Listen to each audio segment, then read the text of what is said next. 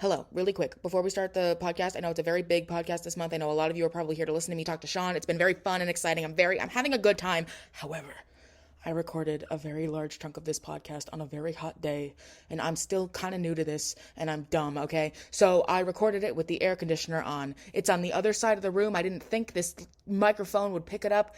It does, okay? I did my best. I'm really sorry. I tried to fuck with it a little bit in editing. Really didn't do anything. So I apologize, but please, I enjoy what you, I'm sorry. Love and hugs. Okay, ready? Wait for it. I'm gonna try and get it on the microphone. Ready? The seltzer is cracked. Let's get into it. Hi guys, my name is Emmy. Welcome to the second episode of The Yapping Bit. If this is your first time, hello, welcome. If this is your second time, wow, really? You came back? That shit's bananas. I'm not going to waste any of your time today like I did last week explaining what the podcast is. If you don't know what the podcast is, go to the first episode and listen to that, but we're just going to get straight into the catch-up bit because we don't have a lot of time together. We don't. And I understand that that's my fault because I have designed this podcast to be exactly that. But you know what? Honestly, I still think it works. I think it works so good. This is going to be a big episode. I know most of you are probably here to listen to me and Sean talk about the premiere of Public Domain during the Fandom bit, but I don't know if you want to stay. Please do. Well, it's new with me. I had my very first ever modeling photo shoot this month. I hear your applause. Thank you so much. It was actually so insane because it was very much like it wasn't a job. It was me trying to build my portfolio, but I made like a pretty big investment into a really good like photographer and makeup artist. And I saw some of the raws, like the raw low res images this week, and they look fucking phenomenal. I didn't know I could look like an Old Navy catalog, but I guess I can. My agency is going to go through them and like decide which ones they think are the most marketable for me. So that's how the decision is going to be, because there are like tons and tons and tons of pictures, and we're getting 10. So they're going to pick the ones that are the most helpful. I have some favorites though. I have this one that I'm like, maybe like if they don't want it, I'll ask the photographer and be like, can I pay you for the digital so I can make it my profile picture on everything, because it matches the vibe of my account. And I don't know, it's so professional. My makeup is like professionally done. It just feels right. I don't know, we'll see. We'll figure it out. It's fine. I also talked a little bit on my like Instagram and TikTok about the casting call thing that I went to earlier this month. That was crazy. I was not expecting to run into someone who worked on Fog of War with someone who I think is moderately okay, Jake Abel. Basically, for those of you who aren't up to speed, it was like a casting thing that my agency was throwing. So my agency brought a bunch of New York agents and then like different movie producers, those different types of things, to come and see us like perform and like do stuff. So I showed up, little monologue in hand, and none other than Mr. David Gear was there. He was a producer and star of Fog of War with Jake Abel. And it's so funny, I mentioned on my story or whatever, like on Instagram, I was like, yeah, like I went up to him afterwards and I was like, listen, this is gonna sound like I'm blowing smoke up your ass, but I swear to God, I like the movie, I love it, I love Fog of War. And he was like, oh yeah, we shot that in Connecticut. And I was like, I know, like, yeah. Like, it was humbling and embarrassing to be like, yes, I'm fully aware of, like, a lot of the ins and outs of that movie. I know you shot it in Mystic.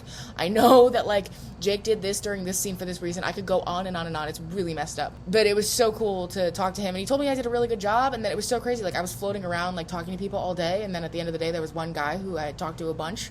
And he told me that he was David's business partner.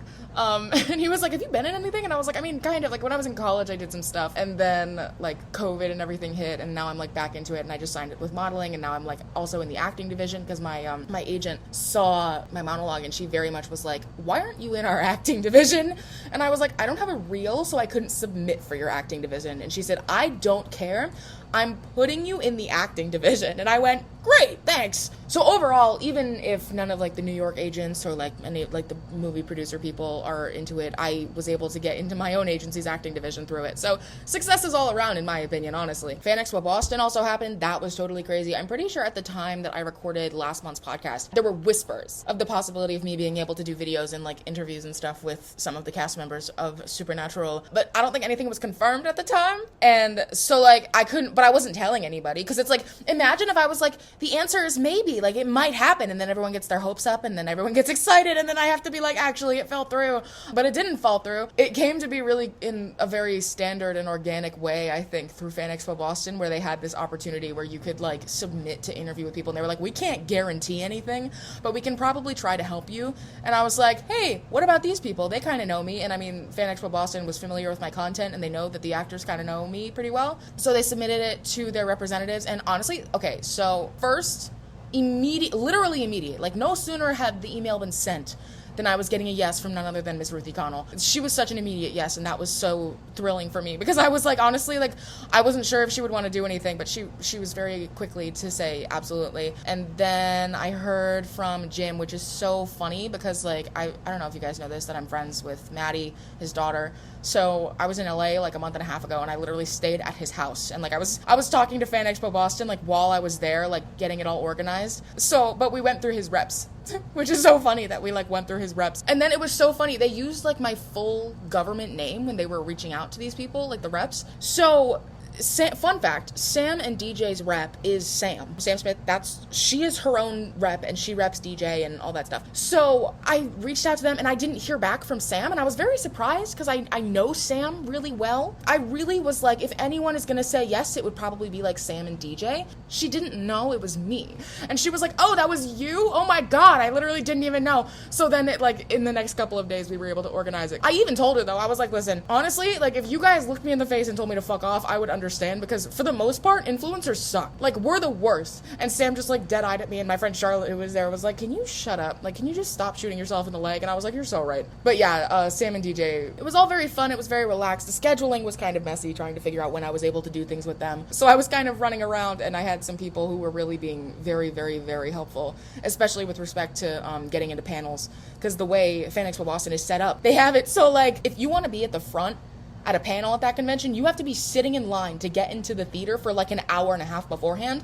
And with the way that the interviews were working and the things that I needed to get done, the way it was working out, that just wasn't cutting it. If I didn't have people who were willing to let me hop in line ahead of time, there's absolutely no way that I would have been able to get the incredible videos that I was able to get. So shout out to literally everyone in that line who was like cool with me just hopping in. I was very lucky that a lot of you recognized me. And speaking of getting recognized, I know this sounds probably totally crazy, but I'm used to being recognized at Supernatural specific conventions, because I mean, I know that's my bread and butter. That's what I post about. People see what I do online pretty often, especially as they're preparing to go to a con. So I'm very used to, like, at Supernatural specific conventions, people coming up to me and being like, hey, I really love your TikTok, or like whatever. At like a normal standard Comic-Con, I have never had that many people come up to me and like talk to me. It was so nice. Listen, I know it sounds so weird. I feel so bad because people come up to me and they're like, I'm sorry, I don't mean to bother you. I'm like, listen, I view every single person that comes up to me at a convention to talk and yap as like a built-in extra friend that I get to find. It's so much fun for me. But to see so many of you be so supportive and like kind of move heaven and earth even to help me get what I needed to get, and to help me give really good content to people who couldn't make it to the convention. That's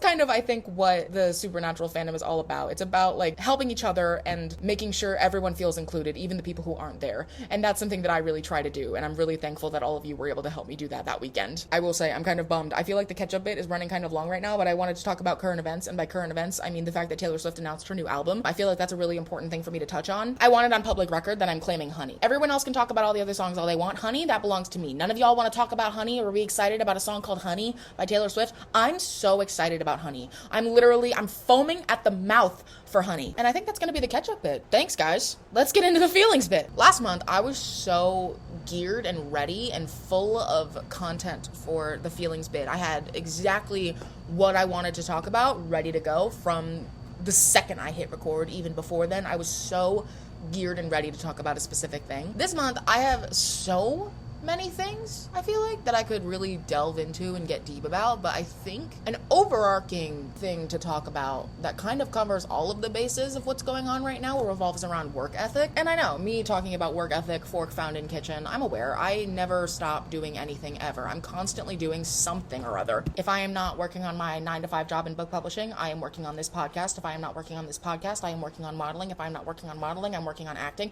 If I'm not working on acting, I'm working on my music, which is still something that I'm doing. I just have all kinds of stuff that I'm working on, which is so insane. And people ask me all the time. I was out to coffee with two of my best friends in the entire world very recently, and I was telling them about some of this stuff, and they're very outside of fandom. Like, I met them through book publishing, so they're not involved in any of this really at all, but they're genuinely two of the most supportive people in my entire little life. So they hear about everything that I have going on, and they're like, if I was you... They're like, if I was you, I would be face down on concrete. I would be unconscious, exhausted, tired. I don't know how you do everything that you do. And I guess, I don't know, the short answer is maybe that I went to the Jensen Ackles School of Work Ethic, because I'm convinced that man doesn't sleep. I don't know how he does every single thing that he does. I almost want to ask him, because I'm doing a lot, but he's doing even more than I'm doing. But I think the reason that I started doing everything that I'm doing, because I'm tired, is that I had so many things that I wanted, right? I was like, man, like, I wish I could do this. I wish I could do that. I would be so good at this. It's frustrating that I can't do any of it. And I just looked at myself one day and decided, what if I just did it? What if I did? What if instead of not doing it, I just pushed every single mountain physically possible to push, and I just did it? What if instead of waiting for other people to say yes, I just simply said yes? And that was such a turning point for me. And something just like clicked in my little worm brain when I decided, if you want to do it, you have to actually do it. And sometimes it's not fun, especially in the beginning as you're like figuring it out. But if you want to have it and you want to do it and you want to feel the success that you know in your brain, if you had the resources you could achieve, you have to just start doing it with what you've got. Which I know is so frustrating, because it's so much easier when you like have the resources in front of you. But if you don't, like, figuring it out is part of what's so important. Because I mean, so much of what I do is rooted in the word no, which that probably doesn't sound right. So much of what I do is rooted in the fact that people don't think I will or don't think I can do something. I'm a spiteful little bitch. I really am. It's crazy. Like, whatever you're thinking about as I'm talking about this right now, because I know I'm talking about all of my different things, but I'm sure as I'm talking about this, you have a goal in your head, right? Like, you have something that you like want to do, that you wish you could do, and maybe you're like waiting for a reason to start doing it, or you're waiting to feel ready. But here's the thing, I saw this recently, being ready is not a feeling, it's a choice, it's a decision. You are either ready or you're not, and you have to just choose it. You gotta pick. I'm sorry, I know it's so much easier to just not do anything and want things, but if you actually really want them, you have to want them more than other people want you to not have them. You have to want it so bad that doing it and being successful doing it is the only option for you. And I feel like that's part of why what I do, especially what I've been trying to do recently, has been so effective, because I love it so much. I'm having so much fun, you guys. So I guess the biggest takeaway that I'm trying to get into here is, if you want something and you want it enough that you think doing it all the time and investing as much time and energy as you physically can into it will be worth a payoff for you, regardless of what that payoff is, whether it be financial, whether it be spiritual, whether it be just internal, emotional, different types of investment. If you think that you will love it enough to work as hard as you physically can to get there, do it. Stop. I need to back away from the microphone. Sorry. Do it. Start doing it. Stop waiting to be ready. I promise you're ready. You just have to look yourself in the mirror and be like, okay, I'm ready. I'll do it now. And you have to want it more than you want to do nothing. You have to want it more than other people don't want you to have it. You have to want it enough to make it everything to you. Every single thing ever. I actually think, I know I could probably make this a little bit longer, but I actually feel like that's the perfect note to end on. That's the bow that I've tied the feelings bit into, I think. We're gonna move on to the rec bit. Okay, cool. And break. I'm gonna have some more seltzer really quick. Do I keep you guys with me as I have seltzer?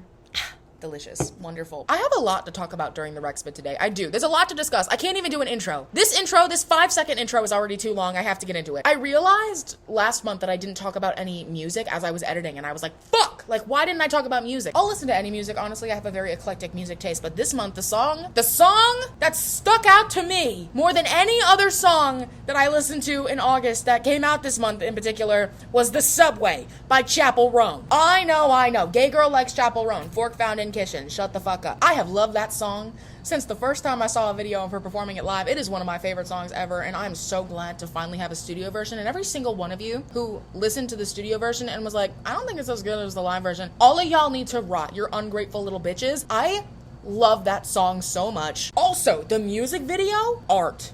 Fucking cinema. The use of hair containing memories as like a motif for the music video, and like really leaning into that music video tells such a fucking story, and it's so fucking stunning. It's gorgeous. The song is wonderful. I love singing it. I love listening to it. It's on repeat on my Spotify. I fear it will live there forever. Unfortunately, I love you, Chappell Roan. I love lesbians. Also, I know last month the main thing that I talked about was that I had actually watched in the past month was TV shows. I had just finished like The Handmaid's Tale, I believe. This month I was all about movies. I was watching movies out of my ass this month, let me tell you. Weapons, the hit horror movie Weapons, are we joking? I couldn't see that in theaters opening weekend because that was the same weekend as FanExpo Boston, but I swear to God, I went the next weekend. I went on a Sunday at noon, okay? It was a beautiful Sunday. Every single member of my family was at the beach. I was at the movie theater watching Weapons. I loved that movie. And let it be known, I had very high expectations for Weapons because I had heard that Jordan Peele had like fired people over like losing a bidding war on this film. So I had very high expectations because I love Jordan Peele. I've said that before and I respect his work so much. So I was like, this movie's gonna kick ass. And I was right. Jordan Peele was right. He's never wrong. He's never been wrong ever even once. I also think it's important to support films like Weapons because like in a world right now where everything is a fucking reboot, everything is a sequel, everything is a remake, everything is something that's already been done before. If we're seeing original films, particularly original horror, because I know those always do really well, but if we're seeing original films that are in theaters at the box office and you have a chance to go and support those films and help them do well at the box office and you don't, please do! Or even just like watch them, talk about them. I feel like I'm so tired. And I feel like also, I don't mean to get philosophical here, this is not the feelings bit, I'm aware. I feel like we're also in such a time right now where it's impossible for new people to break into the industry because everything is stuff that's been done 10, 20 years before. These are all people who have already had their success. Not that they don't deserve more success, but people who have already had success based on a project. And it's so nice to see new things with new people getting success. And that's why I think, other than the fact that it's a kick-ass film overall, that is genuinely terrifying. That's why I think Weapons totally deserves all of its flowers. Any flowers that it gets and more, I think it's fucking sensational. I also watched the movie Your Monster this month, starring Melissa Barrera. I don't know, people were comparing it to Lisa Frankenstein. I got curious. I thought it was really good. I really liked it. I forget what I rated it. I think I rated it on Letterboxd like a 4 stars, 4.5 stars. I think they're calling it like a horror rom-com kind of thing, similar to Lisa Frankenstein. But I do wish, like, I loved it. And I thought it was really great. But I wish some of it centered more on the main character's relationship with the monster. There were points of the film where I was like, I feel like we've a little bit lost the importance of the romance here in this rom-com. Like, we're talking about a lot of other different things. I would really love to just go back to home base. Bring me back to the monster who I, like, a little bit have a thing for, honestly. And that's not even me. I don't read monster fucker books. That's not my thing. I understand people do that. I have friends who do that. I'm not into the two-pronged penises are not what I'm about. But you know what I am about? A man with long hair. And you know what this monster has? Long hair. So let's get fucking rocking. Like, I want to get back to that. Thank you very much. That said, I feel like Melissa Barrera was really the star of this film. Like, I've seen her in a lot of different films. I've seen her in a lot of different roles. This was so different for her to play a character that kind of nerdy and like doesn't really have it figured out. And she's so stunning and gorgeous and perfect in every way whatsoever that I really wasn't sure if she'd be able to pull it off. But she did, and I thought she was so fantastic. That movie's kind of like if Female Rage and Monster fucking had a baby. You know what I mean? Finally, I think I'm going to end the rec bit with talking about Spotlight, which is a movie that Alex Calvert told me to watch. I was figuring out like what movies that he had sent me I should watch before FanExpo Boston, and lo and behold, Spotlight takes place in Boston. So I was like, okay, I'll watch that. It's a very intense film about, trigger warning here.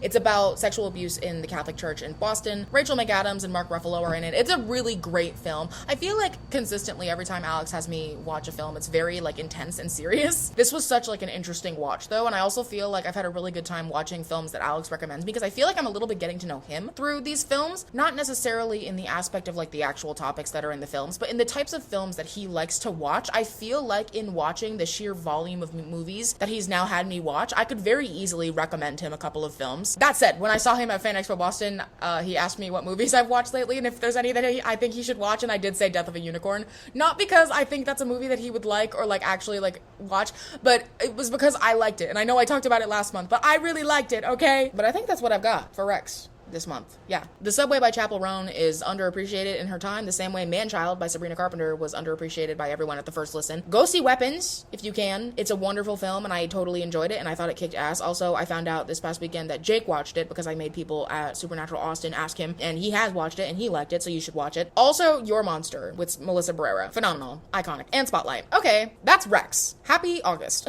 Now we're gonna get into what I know most of you are probably here for, which is let's go talk to Sean, the co-creator of Public Domain. I'm so excited that he's here. Hi. Welcome. Oh, hi. The Hi, fan. Emmy. How are you today? Good, how are you? Oh, I'm great. Taylor's finally settling down, so life is right. You know what's so crazy? I recorded the rest of the podcast before that, and I'm like, thank God you mentioned it, actually. This is huge news. This is a big deal. I should have mentioned it in the catch-up bit, but I recorded it beforehand. I mean, literally yesterday, technology stopped working and we couldn't record because it was busy dealing with Taylor and Travis. It was Taylor Swift's fault. Everything is always Taylor Swift's fault. That's just how it works. I don't know if I could be on a podcast podcast with women who don't support women. What would Kim and Bree and everybody else Oh say? my This God. is not very wayward of you. Oh my God, you're so right. You're putting the AF in wayward AF. I'm the AF. You know what? I actually take that as a badge of honor. I do. Yeah, it's fitting. Yeah, So, what are we doing? Why am I here? I don't know about you. I want to talk about public domain. Oh, all right. Let's talk about that little cartoon. The little cartoon. Do you want to explain it for the class? Oh, I don't. I'm tired of explaining it. Public Domain is your new favorite animated series Yes, it is. by myself, co-created with Matt Cohen, the amazing young John Winchester. Who? I don't know. Never heard of him. No. Some super hot guy from the vendor's room. I just met him on a street corner. Right. It follows a bunch of formerly copywritten famous characters who have fallen into the public domain as they get drunk, hook up, do terrible things at a bar, also called public domain, while waiting for their chance to become famous again. And it stars lovely international treasures. I have to look at the poster because this is my vendor's room bit. Starring Matt Oh Cohen, my God. Buckmaster, Richard Speight Jr., Rob Benedict, Ruth Connell, Jake Abel, Jim Beaver, Chad Lindbergh, Adam Fergus, Gil McKinney, Tamo Pennicott, Asha Davis, myself, and I always feel like I'm Number one forgetting superstar. somebody. I was saying you're the number one superstar. Yeah, whatever. I think I named everybody. No, yeah, I think that covers it. That sounds about right. That was 13 or 14 people. Yeah, I wanted to talk to you about the premiere because I'm stupid and couldn't go. So I want to know what's up. How was it? Overwhelming. I was wearing diapers. Narcotics were involved. Right. It was fun. Probably had 100 people in the room. They laughed. They Exactly. cried. They needed diapers. We Right. gave them cake. And Cal showed up. Yeah, it was so funny. He's always so great and like supportive of like other projects. I think he showed up at like a countdown premiere or something for Jensen. Like he's so supportive and wonderful. That Like tracks. I love that he showed up. Yeah. He literally just texted Matt, "Do you have a thing tonight?" And Matt was like, "Yup." Like, And then he figured it out and got himself there and did all the other things, which is pretty awesome. Did he buy a ticket? I highly doubt it. I hope he didn't. Because we also got a lot of content heckling him throughout our panel and forcing him into an 8-year development deal with us. Nice. On the show? When? Hell yeah. Hell yeah. For anybody that didn't go to the premiere, like a certain podcast host who hates women and Oh Taylor my God. Swift, we actually just this morning we uploaded our panel video onto our YouTube page. I will watch that. Thank God. Thank Yeah. God. Thank you for that. Thank you for your service. Abby DiLeonardo edited it, and Dawn Gray filmed it because I was busy trying not to cry. Aww. Also, I obviously, not in the good way, in the terror, anxiety, fear, sleep demon, Slender Man way. Well, I'm sure it went fantastic. I mean, when I asked, because I have a Discord and I asked people, I was like, guys, I'm having Sean on the podcast. What do you want me to ask him? The biggest question that I got was, are there going to be more screenings? Is there more shirts and those coloring books available for other conventions? Those are the questions that people wanted. They want more of it. To answer those questions, we are going to try to do more screenings. I would say Philadelphia and Nashville are more likely than Chicago or Vancouver. Well, I'll be at both of those. So Well, there you go. You better come twice. I will. You think I won't? What do you think? I'm new? I'll show up and I'll be front row. The others are too soon. Vancouver's crazy. Like, we can't sell things and there's all international blah, blah, blah. Yeah. T-shirts, I ordered another batch yesterday. So we will have them as of Chicago. Period. The kids' book is in process of being ordered. The coloring book is TBD. Okay. Yeah, Do there's you a want both of difference, them? Emmy. If you showed up to the convention, Oh my you would God. have taken this and be like, "Oh, gee, let me look at it," and be like, "See, can't color it. It's colored." Oh my God. I want it. I will sell You I'll show sell up my to a body, Sean. I convention. will. I'll make it happen. God. You do whatever you need to do because I guarantee it won't be the craziest thing we've heard at a convention. That's true. You know what's so funny? Before I when I decided I was gonna have you on, I was like, should I try to like be professional and like try to like actually and then I watched Public Domain and I saw what your brain had created and I said, you know what? He gets it. Oh, the hardest part is this episode to me is so boring. Really? This episode is so boring to me. If I just rattled off like just what happens in episode 2, you'd be like, oh, got it. I'm dying to know what happens in episode 2 now. Is there plans to like get episode 2 going? The official plan is we are tweaking the pilot that's on YouTube. We want to cut like 20 seconds of dead air so jokes are a little snappier. We'll upload that in the next day or two after Labor Day, which is what, next week? Yeah.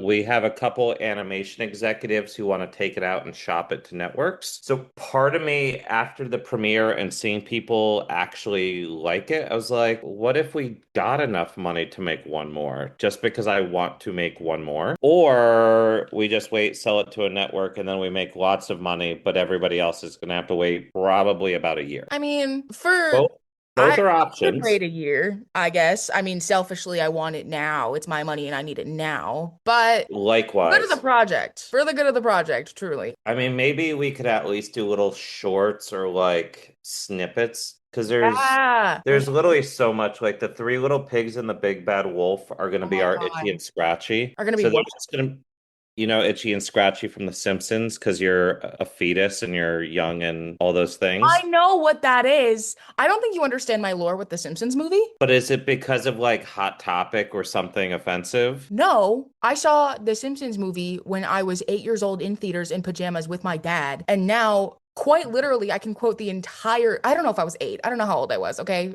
I was in college, so any answer that isn't college or older, actually, I think I was out of college. I think that's an '08 movie. Maybe I was 9. I was in elementary school. I'm sorry to break that to you. Three Little Pigs and Big Bad Wolf are Itchy and Scratchy, so we could always even just do a bunch of little shorts where Oh they yeah. basically kill each other. Yeah. Although we haven't cast either of those roles. What Although I am kind of 90% voices sure are that I want Rob or Rich to be all three little pigs. I feel that would work. One of them Didn't has say to be anything. all three so that they sound like brothers. Yeah. It's just a matter of who's going to have more voices because everybody in the pilot is supposed to have a bunch of voices. Yeah. Are there other characters that are in the public domain that you guys want to explore? Because I heard, I'm psycho. I heard a mention of Snow White. I would unveil the art, except I don't have a prop. We have designed Snow White. We just actually this morning we locked Cinderella, Snow White, and the Wicked Witch. But I Best can news ever. actually read you. So, world exclusive, exclusively to Emmy's podcast, whose name of the podcast I Yeah, it's forget. okay.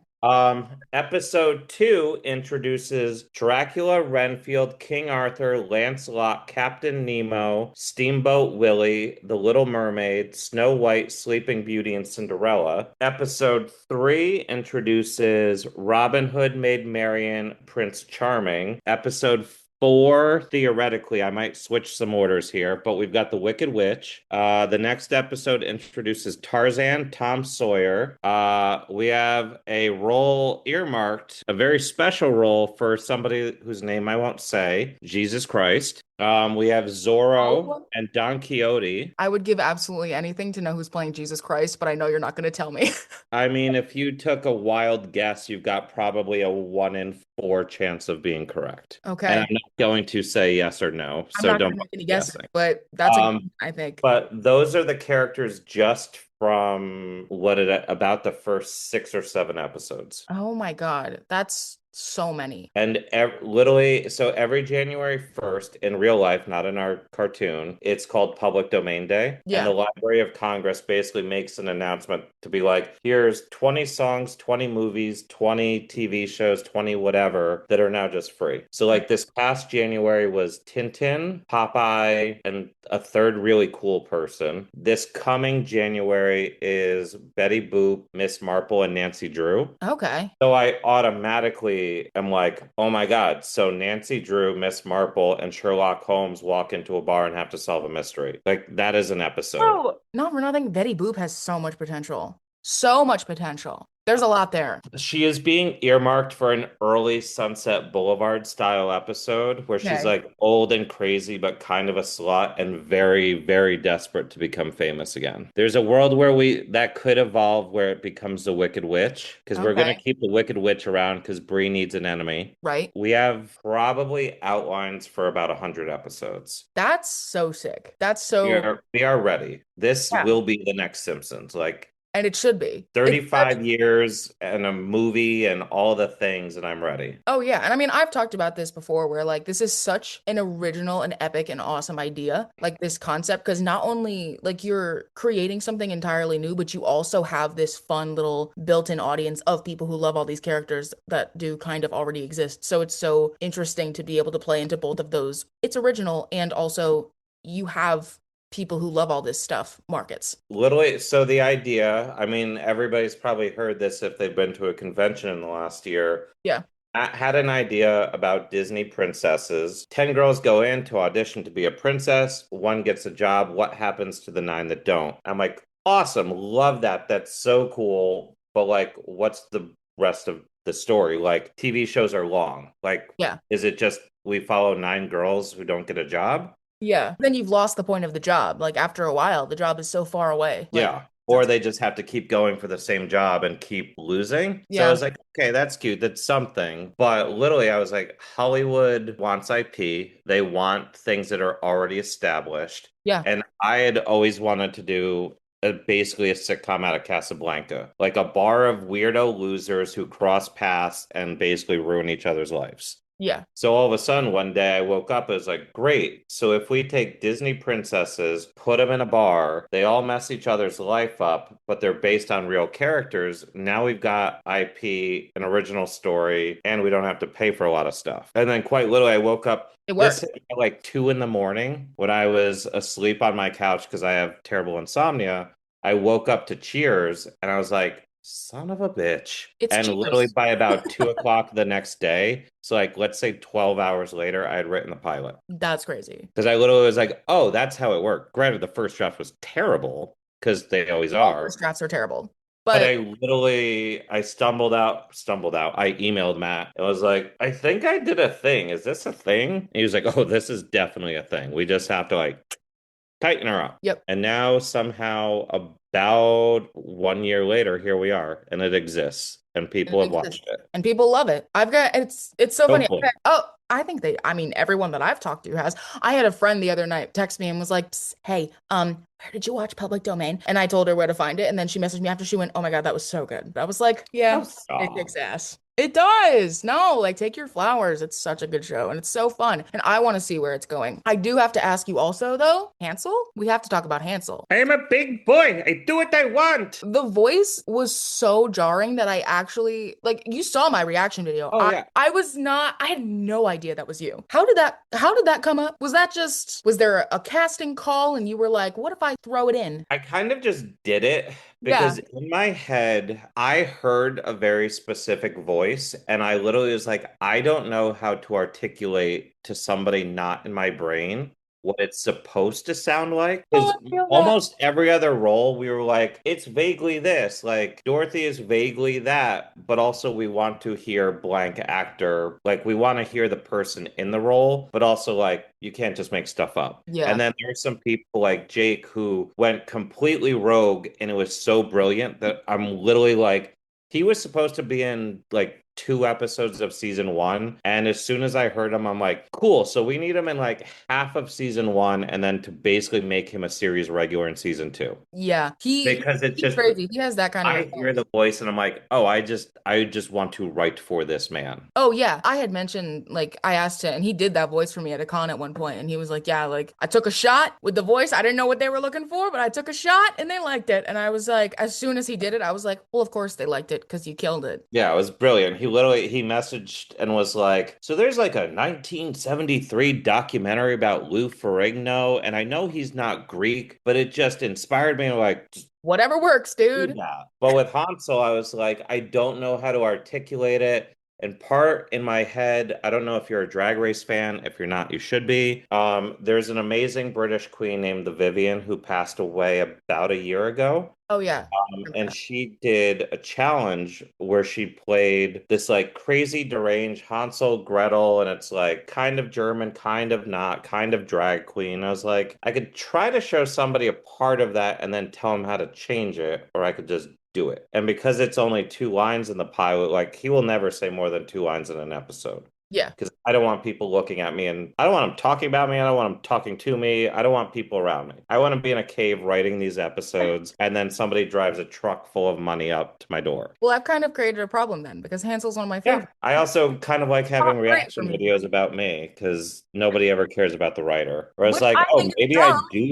maybe I do want a little bit of attention, but I don't want people to know what I look like so that I could go grocery shopping. Right. I want you to have. Otherwise, I'm going to turn into Lady Gaga and go in a meat suit to Whole Foods and just be that person. I think you would look great as that person. As Lady Gaga, Yeah, you would look great in a meat dress. I appreciate the bold-faced lies that are being spit on this podcast, Oh my God. especially from somebody who's so actively anti-feminist. Is this going to be an ongoing theme while you're here? Oh Yeah, God. it's your new thing. Oh, Change great. approved. Awesome. Perfect. Yeah, so Hansel will be there. He'll get a line or two per episode. He will get even more deranged. But that was one I was like, yeah, let me put my little fingerprint right here because nobody's going to notice. Yeah, And then that's you something watched it, and I it's all we're talking about. Yeah. I always like, well, I love doing that. That's one of my favorite questions to ask writers is like, if you look at a project, like what's something that, or like directors too, like if you look at a project, what's something that you, like when you watch it, you're like, that was me. I did that. And I feel like for you, that's probably, I mean, I know you did all of it, not all of it. You know what I'm saying? But like there's a piece of it that I'm sure probably has a soft spot for you with It's respect to like your, absolutely so. Most of us got to record dialogue together. I'd say maybe half of us. It was like Adam, Rob, Rich, Ruth, Matt, me, Jim. If I Mhm. didn't say Jim, so that's like it's about seven. Yeah. Jim was recording. He's Sydney Salmon, our fake Harvey Weinstein, and I'm trying to remember who was actually in the room because God forbid I'm inaccurate. Rob, Matt, and I were in the room listening to him, and he was so good that we started laughing, and he was yelling at us to stop because he was trying to work and be an adult. Right. Yeah. Then we started laughing so hard, I was like, holy shit, he's improving. And I was like, this is amazing. Like, I can't believe like he gets this character. And then I looked down and I was like, oh, I wrote that. Literally, Yeah. he elevated this one stupid line, which if you've seen it, it's very obviously the mesmerizing genitals. Yeah. That's And I was that's like, that's from the Bible. oh, the freshly shorn bit. It was the freshly shorn newborn. Also in the Bible. I read that in the Bible. That's an incredible line. But So I literally was like, this clever, beautiful son of a bitch is improving and he's doing better than what I wrote. And I was like, oh, wait, I wrote that.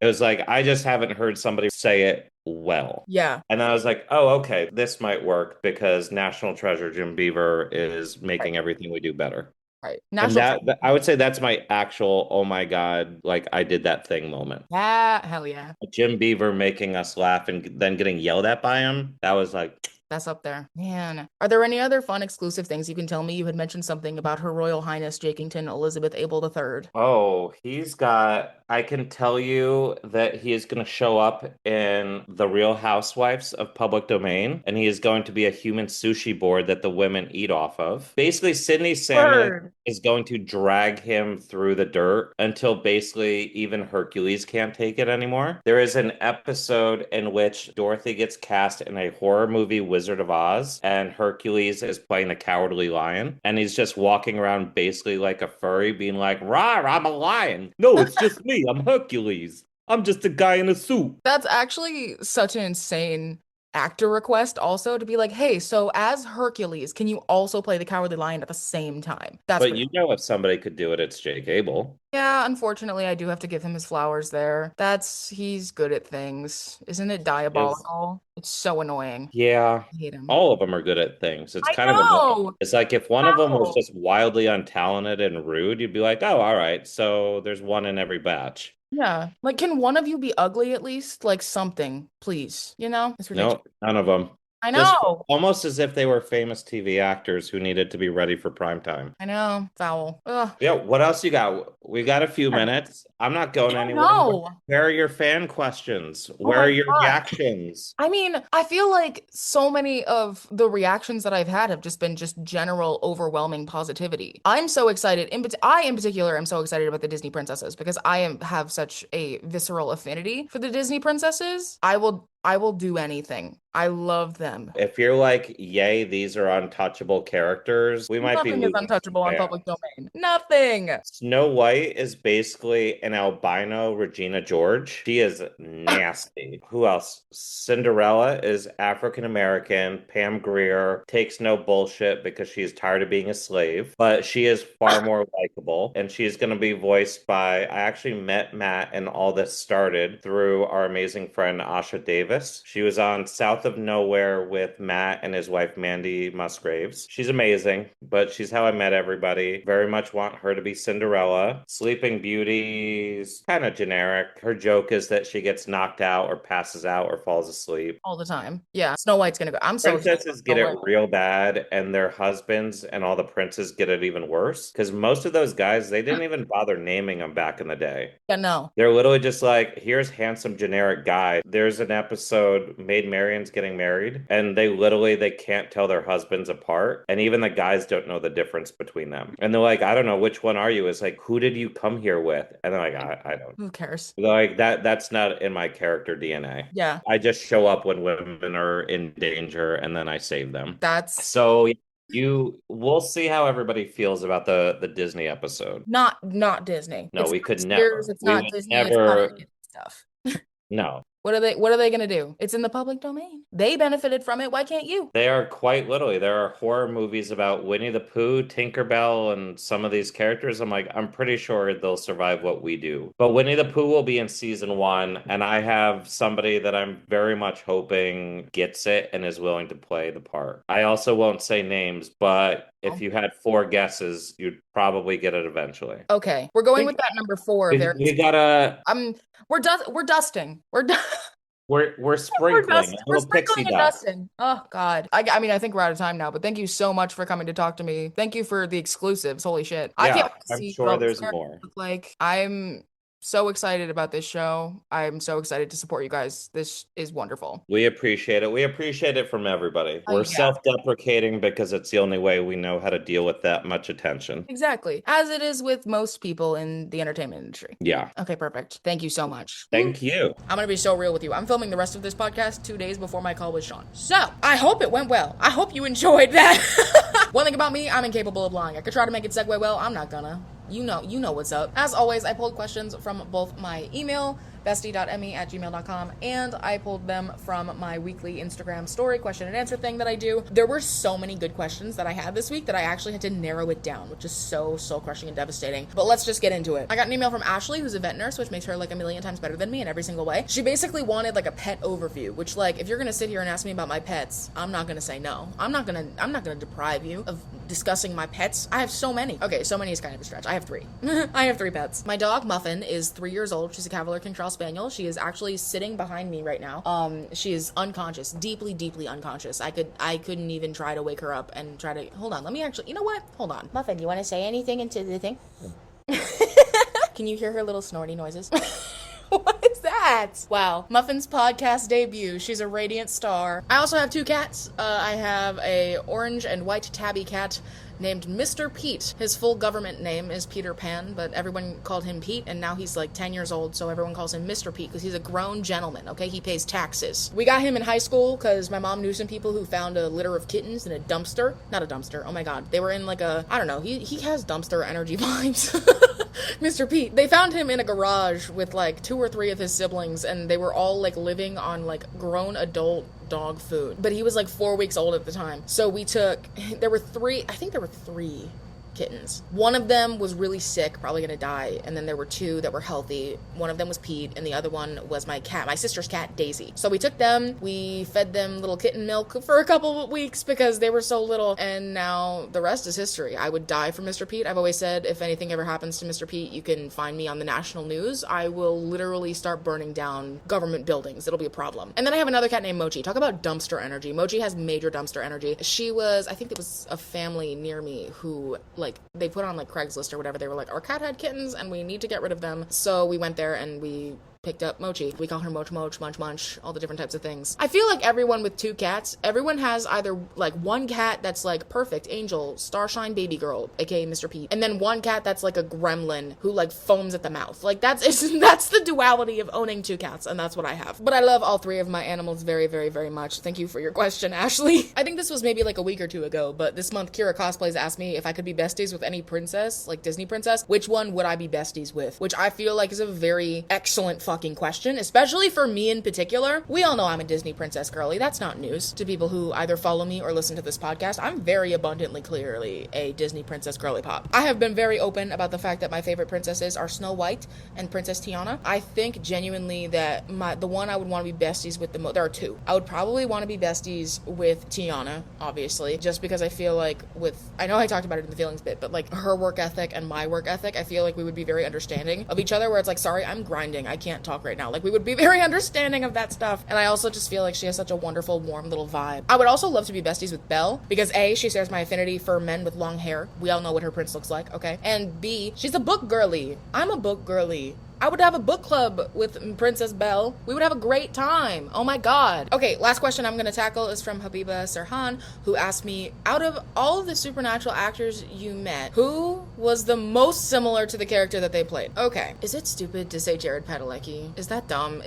And Jensen Ackles, is that too on the nose? Is that too obvious? I'm trying to give you guys hard-hitting original content here. I really am. But Jared and Jensen, those 2 are very much, that's Sam and Dean Winchester in our world, honestly, genuinely. I'll tell you someone who's super different, and this always shocks people. Richard Spade Jr. Richard Spade Jr. is kind of nothing like Gabriel at all. I mean, don't get me wrong, Rich is very funny, and he has sort of that quick wit sort of humor that Gabriel has. I think that sort of translated really well from who Rich is. But go to a supernatural convention, anywhere.